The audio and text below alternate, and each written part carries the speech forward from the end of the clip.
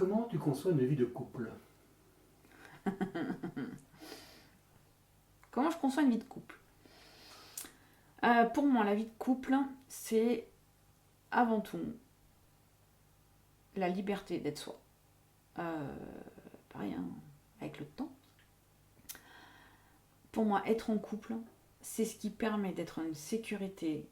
C'est un peu comme le foyer. En fait, c'est ce qui permet d'être dans une sécurité émotionnelle et affective qui permet d'être soi. D'être soi en toute simplicité, d'être soi en toute vérité.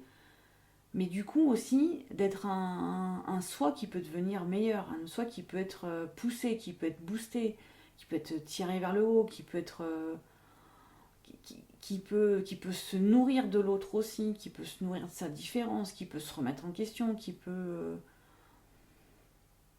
être libre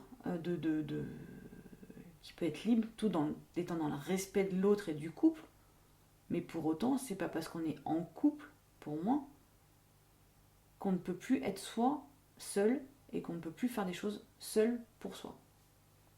Le couple pour moi est un espace avant tout de liberté et d'échange. Et la réalité pour toi? C'est ça. Je tends à ça et je tends à cette vision du couple. Pour moi, c'est ce qui permet à un couple de rester couple et de rester vivant. Un couple qui s'enferme et qui, qui s'empêche de vivre personnellement, c'est un couple qui meurt, qui se meurt en fait.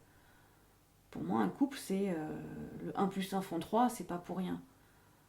On est chacun différent, on reste différent, on peut se nourrir de la différence de l'autre, on peut s'améliorer.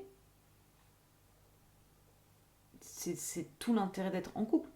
Pas aucun intérêt d'être en couple en fait si c'est pour en baver et être tiré vers le bas ou être enfermé. Pour moi, être en couple, si c'est être en couple et un intérêt, c'est bien sûr pouvoir grandir. Grandir, s'améliorer.